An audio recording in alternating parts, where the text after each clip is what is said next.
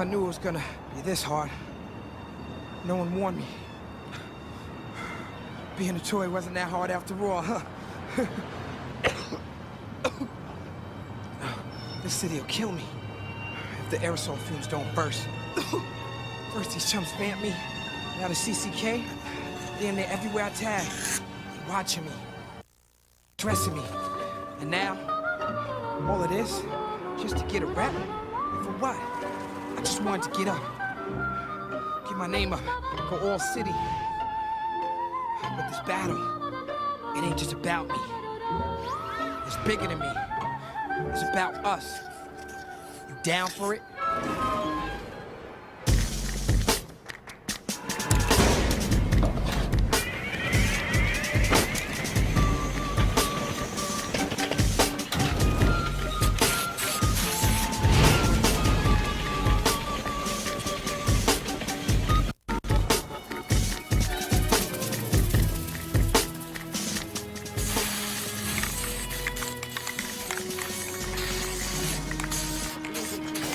Hey, what's up, toy?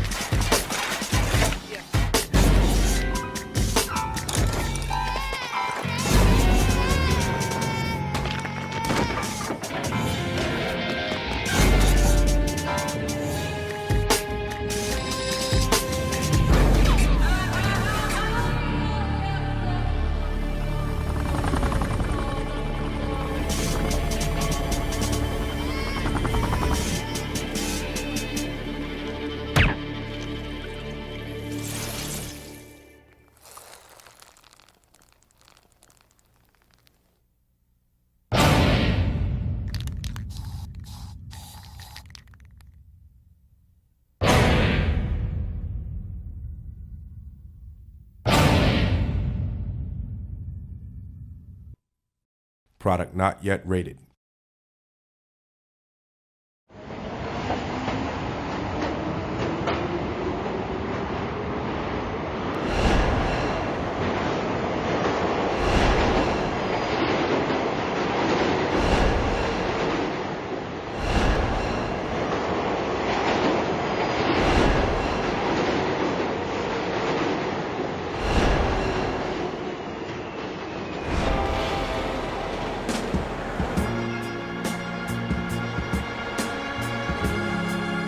My name is Train. I live in New Radius. I'm a graffiti artist. But to them, I'm a vandal. A nuisance. A rat. From the underground to the round-the-way spot. The high above this city, writing is on the wall. And if I can't be heard, we will be seen.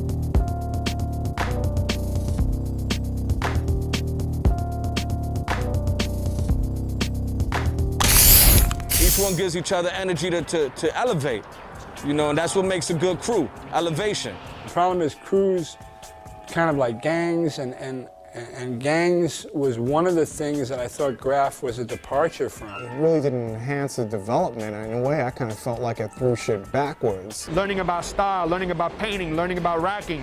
It's the people that you have that watch your back for you. Because writing is a violent scene.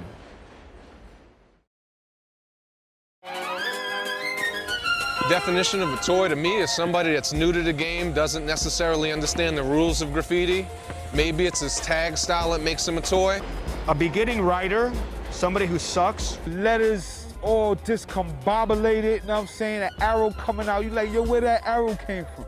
Somebody who just lacks style, period. No style, no knowledge of what's going on. They just go around tagging their name wherever they can. You know, a toy is not necessarily like the way you write or something. A toy is more of a state of mind. Hanging out with a bunch of toys, hanging out with a bunch of cats that don't necessarily get up.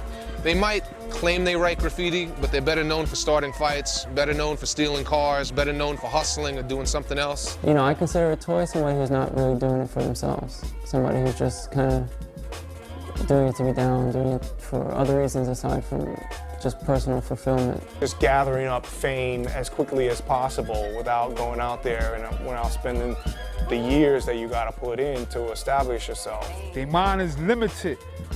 You ain't fooling us, homie. Unfortunately, dudes stay like that. And that's what makes them a real toy. Maybe someone that goes over a piece that's been sitting somewhere or a tag that's been sitting somewhere 20, 30 years. You've been in the game for 5 minutes, how are you gonna go over him? You know, and nobody from their crew would pull them aside and smack them a couple of times and be like, money, you can't go over this. That shit's been there for 20 years. You just went over some shit that's been there for 20 years because you're an idiot. Yeah, they serve a purpose to destroy. You have to destroy toys. That's only this, they just here to have fun with. Exactly what they are, toys. They might as well be made by Mattel or Hasbro. Predator and prey, you know? You know, toys are suppliers to the many kings of the graffiti world. They usually are quick to give up their paint. You know, you just, yo, toy, give me your paint. And they're quick to oblige. There needs to be someone you can go over without worrying if he's gonna go back over you. So it balances things out, I think. I just go over their shit and crush their fucking feelings. Toy's a writer who just started, really. I mean, everyone was a toy. I mean, I really don't diss toys because I was a toy at one time too. Basically, everybody starts out that way. Everybody. I was certainly a toy. I mean, I was not only a toy, I was almost, could be called a graffiti groupie. And then I would do pieces on trains, and I would see my pieces on the trains or my trovs, and they would pull in. All the other shit looked fresh. My shit didn't look fresh. It doesn't mean that you have to remain in that category. But yes, everyone's a toy at the beginning. Nobody can deny that. And toys that are willing to accept that and learn from somebody who's better than them have a good chance of getting better. Basically, graffiti writers write on anything. I mean, I see writers write on church, man, churches. You shouldn't write on churches or children's little schools. It was irrelevant whether it was a Catholic church, a place of worship, maybe a synagogue or a mosque. You just didn't write on these places of worship. Now, I've written on churches before, you know what I'm saying? And it's not like I knew it was a church. It was more like I'm hitting it up, then later on I'll be like, oh. You don't write on people's houses. You know, you just didn't do that. That's kind of gone out the door as well. You don't write on cars, like just regular civilians' cars. I've seen people write on in cemeteries, man. I mean, there's things you should respect. You didn't write over someone else's rest in peace mural, for that matter. Usually they were respected in, you know, when there's beef, people will go over a dead person's rest in peace memorial. I mean, I've seen dead people with more beef while they were dead than when they were alive. Well, #1 ethic, do not go over scuff. #2 ethic, do not go over scuff. I never wrote on nobody's house. I can't front. I wrote on writers' houses, writers that I have beef with. Say you have a little tree-lined street and people are writing on people's fucking garage doors and shit like that. The whole ethics question has changed since I was around too, because I remember like people wouldn't you know, write on trees, or they wouldn't write on the floor. There's just some areas, like neighborhoods, where graffiti looks fucking stupid, like just ridiculous, you know what I mean? It's like, what the fuck are you doing? As the risk goes up, so does the adrenaline. Part of me accepting the fact that graffiti's changed and the rules have changed is that there are a bunch of cats out there that are painting on highways and hanging off of rooftops and on overpasses. The term heaven spots is in Los Angeles term. They use that shit for the highway spots that you gotta climb off, that if you fall, you're gonna get run over and you're going straight to heaven. That's crazy right there, you know what I'm saying? People see me and be like, oh shit, you know what I'm saying, your name up there. I think nowadays kids are tending to get more into high spots or difficult to reach spots just because things get cleaned so fast. If you're not doing those spots, you're not staying up, your stuff's going in a week. Yeah, man, it's something that normal people don't do, you know what I'm saying? I'm not a normal person. None of these toys could climb up there and diss what I got, you know what I'm saying? It's like if you're gonna diss it, then you gonna work hard like I worked hard to get up there. Sometimes, you know, good spots, they come with some sort of danger with them. My thought on all those spots is that they're fucking crazy. That's crazy, man. That's amazing. You look at it, you know, it's a little amazing, you know, but you got to keep bombing, you know. It's only impressive one time. Impressed me many times over. The illest shit that I've seen is not even in America. It's really in Brazil, in Sao Paulo and Rio, where people are hanging off buildings and climbing stuff that's like 10, 15 stories high easily. Yeah, I've heard riders, you know, fall. I've heard, you know, riders have got killed. I've witnessed the result of someone falling off of a bridge by way of a body cast. My man J.A. been doing the hanging off of buildings and shit like that. I think I broke my foot, my arm. I crushed 3 of the vertebrae in my spine, and I broke my hand once. Personally, it's not something that I would ever think of going out there and doing. All I could say is just, you know, don't fall. And it's a good spot. It's definitely the next level of wanting to get your name up. And that's not the level that I'm on.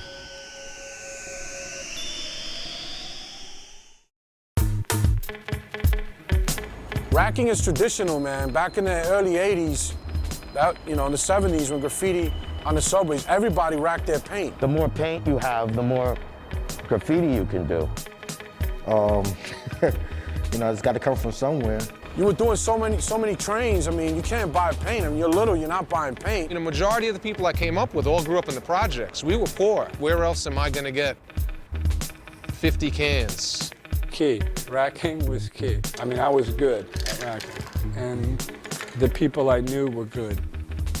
I mean, these people were stealing like other things before they started stealing paint. You know, these were people that were like thieves. I don't think it's as much a part of the culture now as it once was, but yo, if you told somebody back in the day that you bought your paint, yo, you might as well just hang it up. You know, racking was always a part of the whole culture in the beginning. I've always racked my paint, and that's because it was, you know, hard to come by, and also that's how it was supposed to be done. That's how it was taught to me. Part of the sort of excursion of graffiti writing was about going to obscure places and getting paint. And in the process, you'd be doing your business like to and fro. 100 cans or more, you're doing it. These cats will go, and in one day you get hundreds and hundreds of cans, so much that the car would be like sunk to the floor scraping. There was times we used to do shopping carts. We used to go to Pergamon and Rickles and fill up a shopping cart full of paint and just walk out the garden section. I got my one good crazy racky story. Security guard was there, sort of waiting, and I thought, like, the thing is, I just have to do it cool. I just have to pick up the bag and just walk out. Got through the door, started to walk down the street. The guy's like, excuse me. Excuse me. I turn around, I'm like, yes? He's like, you dropped your wallet. Vanna Squad's full of shit. People that chase around fucking graffiti writers all day. Come on, man, there's real crimes in this city. We here to get up, you know? We ain't selling no drugs to nobody. We're not killing the community. We're beautifying the community. What they basically do, man, is they go out and they're like secret operatives, you know, they're like undercover cops that go out and try to infiltrate and try to arrest writers. The Vandal Squad, as I knew it, was just as savvy as any graffiti artist. They were just as well versed about the history of graffiti. They knew who had beef with who and who was bombing where. And in a weird way, they kind of coexisted with writers because you knew that they were around and you knew that they had a certain list. When we got caught, I was shown a list that actually impressed me. The same people that were at the top of their list would have been at the top of my list. Vandal Squad. Fuck them niggas.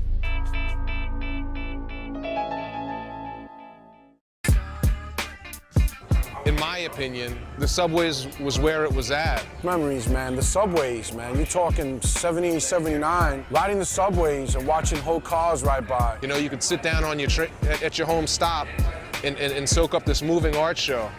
So fun, man. I mean, I miss it. I wish it can come back.